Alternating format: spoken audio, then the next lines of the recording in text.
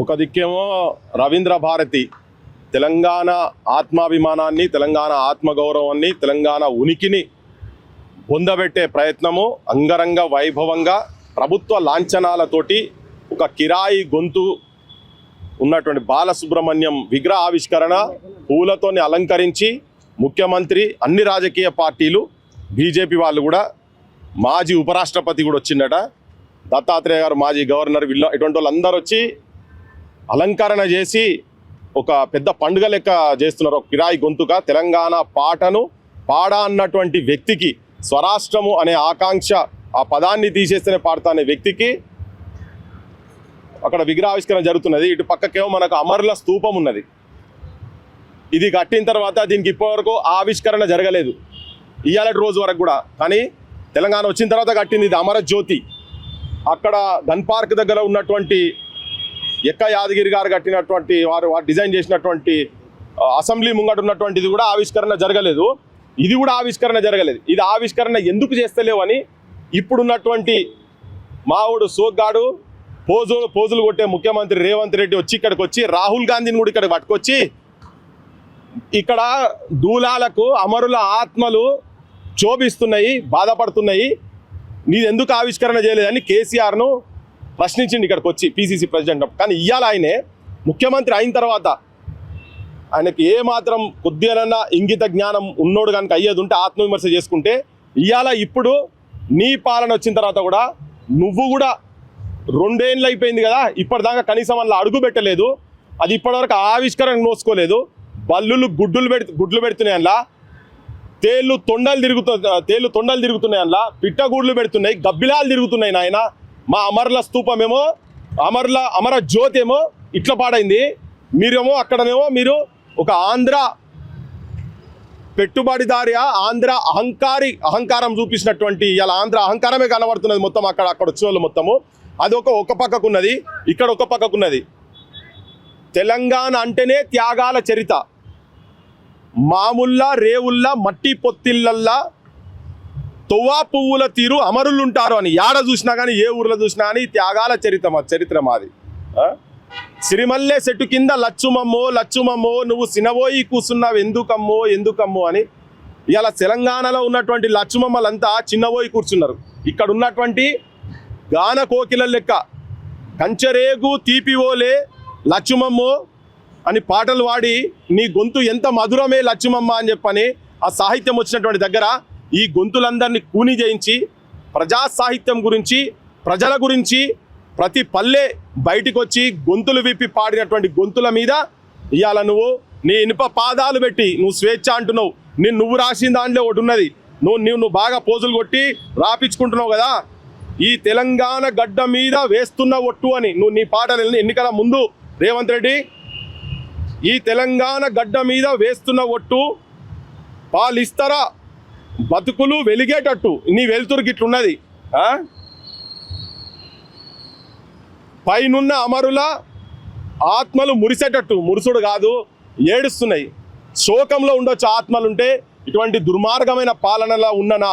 దేని గురించి మేము ఇంతమంది మీ చనిపోయినాము? 1200 మంది ముక్కు పచ్చలారని పిల్లల ఆత్మ బలిదానాలు, 369 మంది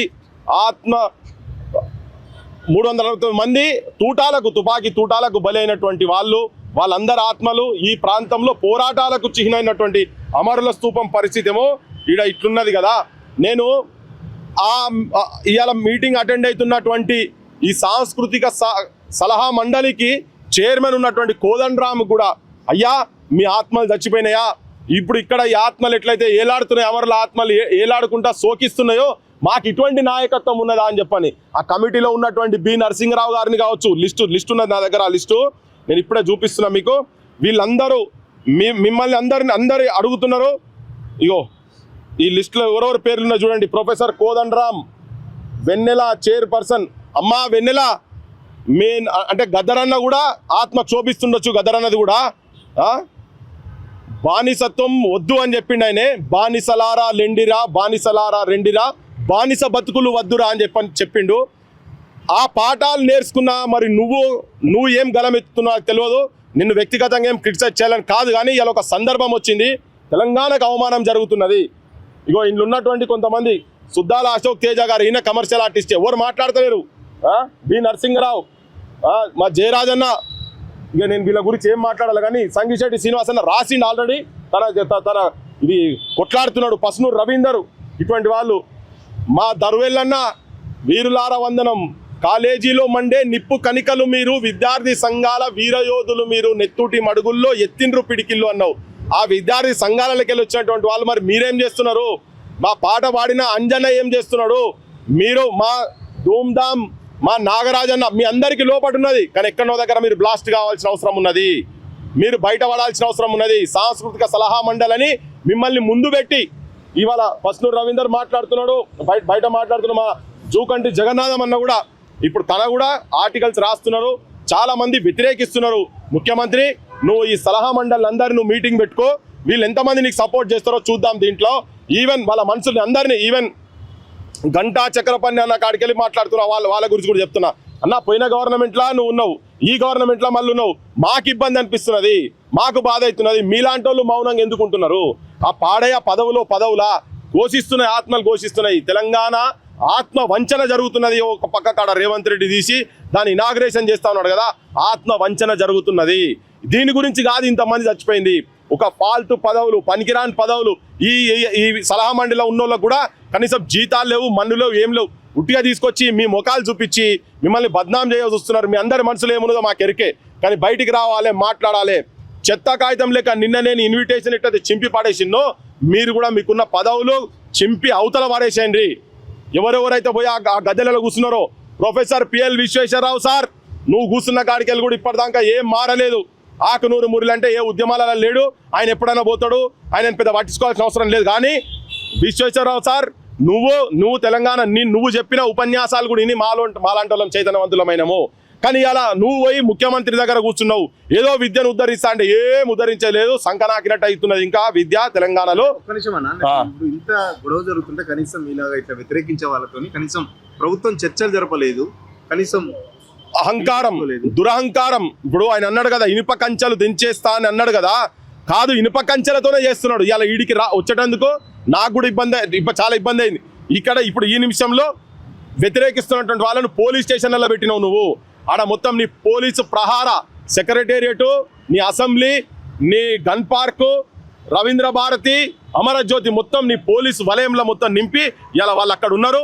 కొంతమంది ఇబ్బంది పడుతున్నారు. కనీసం చర్చలు ఉన్నావు కదా, కరెక్ట్, ఆంధ్రోలన్నా చర్చ చేసిరు కావచ్చు, కానీ వీళ్ళు కనీసం చర్చ చేసిరంటే ఏం జరుగుతుంది, ఏమైతే చూసుకుందాం. ఇదే అహంకారం, ఇదే ఫ్యూడల్ అహంకారం అంటే గిట్లనే ఉంటుంది. నిన్న చూపించింది కదా, ఒక అఖిలేష్ యాదవ్, దాదాపు 70 మంది ఎంపీలు ఉంటారు ఆయనకు, 120 మంది 130 మంది ఎమ్మెల్యేలు ఉన్నారు. కాలు మీద కాలు వేసుకొని ఆయన పక్కకు ఒక గౌరవం కూడా ఇవ్వకుండా, ఒక చైర్ లేకుండా, అంటే నెత్తికెక్కింది రేవంత్ రెడ్డికి, నెత్తికెక్కింది. కొందరు అంటున్నారు, అరే నువ్వు రేవంత్ రెడ్డి గురించి ఎందుకు ఇంత మాట్లాడుతున్నాడు? మరి ఆయనే కదా ఇప్పుడు ఎవరు ఇవన్నీ, నేను పాటలు పాడి వినిపించినా కూడా ఆయనే కదా. మా గద్దర్ నరసింహకు ఇటువంటి వాళ్ళకు కూడా నేను విజ్ఞప్తి చేస్తున్నా, అన్న బంజైరి, ఈయన భజన బంజైరి, రెమ్మల రెల్లు రేవల రెల్లు వచ్చిండ్రు అని ఇవన్నీ పాటలు దయచేసి బంద్ చేయండి. ఆయన తెలంగాణకు కంప్లీట్గా వ్యతిరేకం చేస్తున్నారు.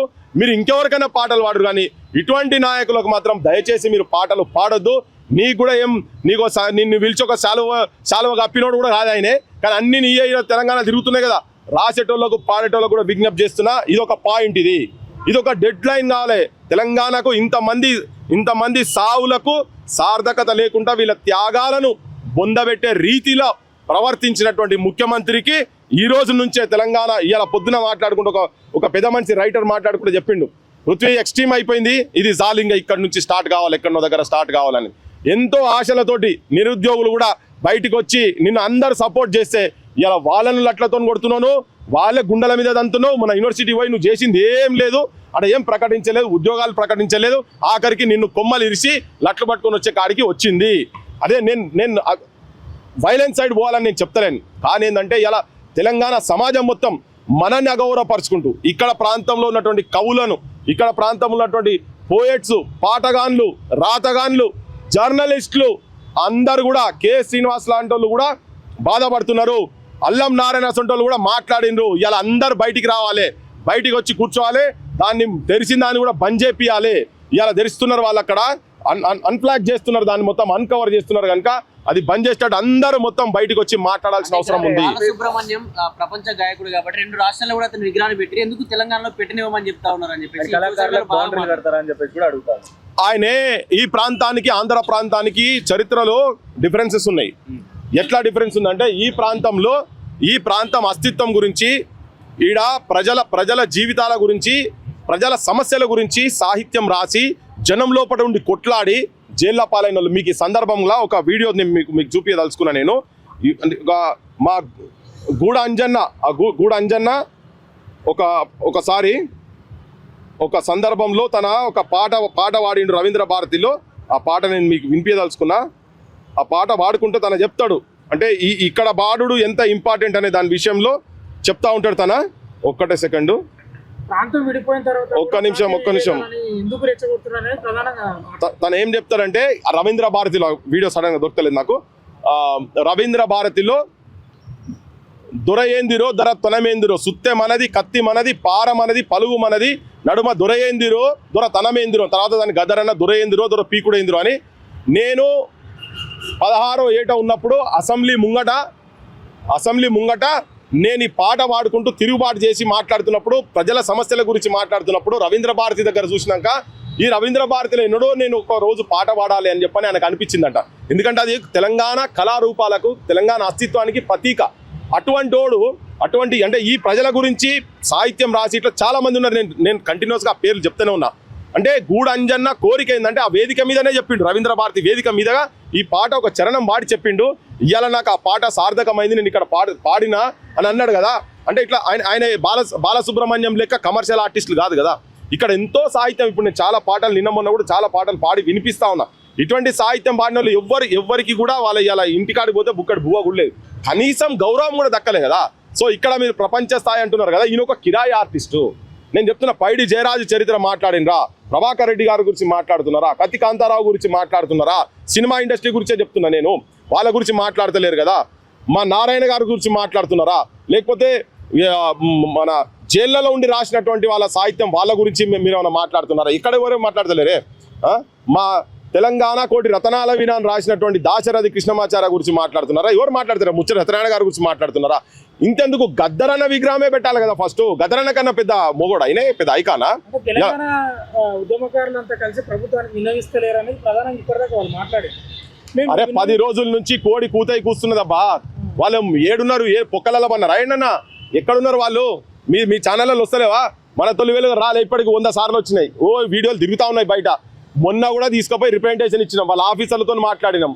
ఏం రిప్రజెంటేషన్ ఇవ్వాలి వాళ్ళకి తెలియదా? నేను ఇంకొకటి అడుగుతున్నా, పొన్నం ప్రభాకర్ గారు, మా వివేక్, తర్వాత మధుయాస్కి, అంజన్ కుమార్, మీరందరూ ఎంపీలు ఉండే కదా, మీరు పార్లమెంట్లో కొట్టాడారు కదా, మీకు బాధ అనిపిస్తలేదా? ఆ విగ్రహాలు చూస్తుంటే, ఆయన ఇప్పుడు బాలసుబ్రహ్మణ్యం విగ్రహం చూస్తుంటే మీకు బాధ అనిపిస్తలేదా? మీరు కూడా లాస్ట్లో పార్లమెంట్ ఉన్నప్పుడు మీరు కొట్లాడారు కదా. కేసీఆర్ రానప్పుడు మీరైతే ఆడ ఉన్నారు కదా. మీరు కూడా అమ్ముడు పోయినరా? ఆఫ్టర్ ఆల్ చిన్న పదవుల గురించి ఒక్కడు మాట్లాడే సోయలేదా మీకు? లేదా మీరు బలహీనులా? మీరు మంత్రి పదవి ఉంటే వేస్ట్ కాదా మీరు? ఏంది ఒక్కరు కూడా మాట్లాడరా మీరు? నేను నిస్సహాయంగా లేను, ఏదో మిమ్మల్ని అర్జిస్తున్నాను అనుకోకండి. కానీ తెలంగాణ ప్రజలకు వాస్తవం తెలియజెప్పే ప్రయత్నం చేస్తున్నా. ఈయన మీ పీసీసీ ఎక్కడ ఉద్యమంలో ఎక్కడున్నా మాకు ఎరకలేదు, కానీ అందరు బానిసలు అవుతారా? ఆయన ఇంకా మంత్రి పదవి రావాలనుకుంటున్నారు. రేపు పొన్న ప్రభాకర్ ఉడవికి తనని పెడతారట. ఆయన ఇంకో గౌడ్ సాబ్ పెడతాడు నిజామాబాద్ ఆయనను. అదే దాని గురించి ఆయన ఆశలు ఉన్నాడేమో. వీళ్ళందరికీ చెప్తున్నా, ఈవెన్ కొంతమంది మేధావులు టీఆర్ఎస్తో పోయినటువంటి వాళ్ళు ఉన్నారు, కొంతమంది మేధావులు ఇప్పుడు కాంగ్రెస్తో పోయినటువంటి వాళ్ళు. అరే ఏం పోయే కాటికి దగ్గరైన వాళ్ళు కూడా ఎవరు మాట్లాడతారు? మాట్లాడు, మీ లోపల ఉన్నది. కొంతమంది నాకు ఫోన్లు చేసి పర్సనల్గా మాట్లాడుతారు, లే ఇది ఇంకా జరగవద్దు, ఇది అడ్డుకోవాలి అది అని అంటున్నారు. కానీ ఇప్పుడు జరుగుతూనే ఉన్నది. ఇది బాలు విగ్రహంతోనే ఆగిపోద్ది అనుకుంటున్నా, ఇంకా విగ్రహాలు వస్తాయా ఏంటి? ఏం చెప్తారు? బరాబర్ ఇప్పుడు రోషయ్య కాడికి వెళ్ళి మొదలైంది. రోషయ్య విగ్రహం అప్పుడే అడిగిన, అయ్యా ఆయన సమైక్య రాష్ట్రంలో ముఖ్యమంత్రి కాబట్టి అని చెప్పినప్పుడు, మరి సమైక్య రాష్ట్రంలో ముఖ్యమంత్రి ఉన్నప్పుడు చెన్నారెడ్డి గారి విగ్రహాలు ఎన్ని ఉన్నాయి ఆంధ్రాలో? అంజయ్య గారి విగ్రహాలు ఎన్ని ఉన్నాయి? పివి నరసింహారావు పేరు మీద ఉన్న జిల్లా పెట్టినరా? చెన్నారెడ్డి పేరు మీద ఉన్న జిల్లా పెట్టినరా? రాజకీయంగా ఆలోచిస్తే ఇనాక మొన్న మైత్రి భవనంలో మళ్ళీ ఎన్టీ రామారావు విగ్రహం గురించి మాట్లాడు. ఆ మాట్లాడే క్రమంలో అయితే ఎంత ఆవేశంగా అంటే అరే ఎవడన్నా మాట్లాడే దుర్మార్గుడు ఉంటే వాడిని మూసిలేసి తొక్కుతా అన్నాడు. అరే ఈ మూసిలేసి తొక్కుడు భాష ఎక్కడిది అంటే తెలంగాణ వాదులను తొక్కుతావా నువ్వు? అంటే ఇంకా ఆయన ఆంధ్ర వాళ్ళ చేతులలోనే ఉన్నాడు. అక్కడ చంద్రబాబు గవర్నమెంట్ 1, ఇక్కడ చంద్రబాబు గవర్నమెంట్ 2. ఓకే, ఇవి రెండు కలిసి చేస్తా ఉన్నాయి. మరి అట్లా ఇప్పుడు ఇక్కడ గదరన్న గురించి మాట్లాడు కదా, గదరన్న ఇప్పుడు నిన్న మొన్న ఇక్కడ గదరన్న విగ్రహం తెల్లాపూర్లో పెట్టేటప్పుడు ఈయన పర్మిషన్ ఇయ్యలే, రేవంత్ రెడ్డి పర్మిషన్ 3 రోజులు కొట్లాడిరు వాళ్ళ. వరంగల్లో కంచైలయ్య గారు, రాహుల్ గాంధీ గౌరవించేటువంటి కంచైలయ్య గారు కూడా వరంగల్ మేమందరం అప్లికేషన్ పెడితే వరంగల్ గదరన్న విగ్రహానికి పర్మిషన్ ఇయ్యలే ఈ గవర్నమెంట్. మీరు అడిగిన కదా ఇంతకుముందు, ఎవరు అప్లికేషన్ ఇయ్యలేని, వరంగల్ ఇయ్యలే విగ్రహం పెడతామంటే. మీరు అనుకోరి ఉన్నది కంచైలయ్య గారిని అడగండి. నాకు మొన్న కంచైలయ్య గారు కూడా మాట్లాడి ఏంది ఇది అని, మేము పెడతామని అప్లికేషన్లు పెడితే ఇయ్యారు.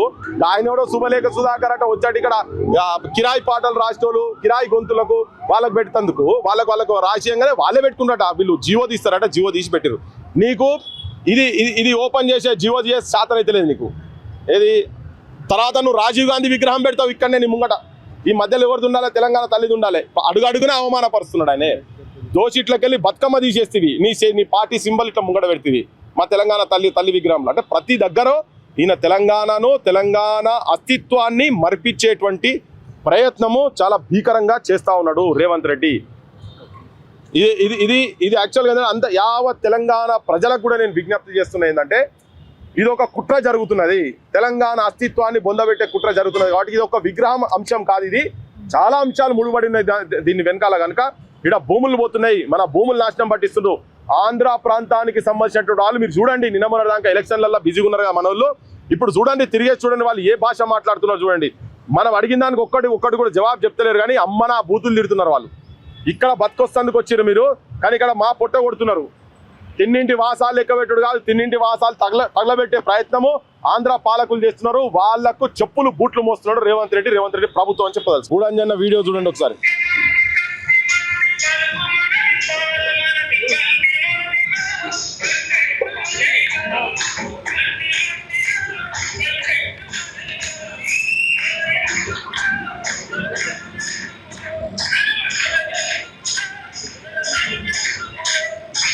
మాటలు వినండి.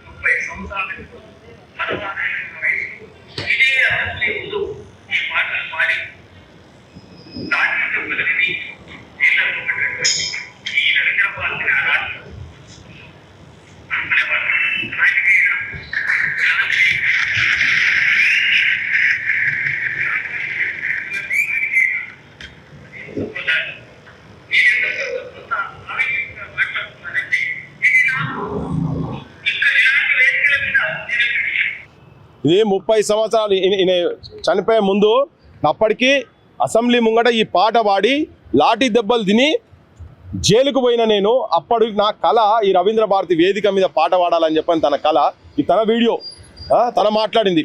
మరి ఇటువంటి ప్రజా పోరాటాలు చేసినటువంటి వాళ్ళవి ఉండాలనా, లేకపోతే ఇటువంటి ఒక కిరాయి సరుకు ఎవరికి పైసలు ఇస్తావానికి పాటలు పాడేటోని అటువంటి ఉండాలనా? ఎవరు ఈ ప్రాంతానికి, ఆ కళామ తల్లికి కూడా ఈ అస్తిత్వానికి ఎవరు గౌరవం తీసుకొస్తారనేది ఇక్కడ నేను అడగదలుచుకున్న పాలకులను.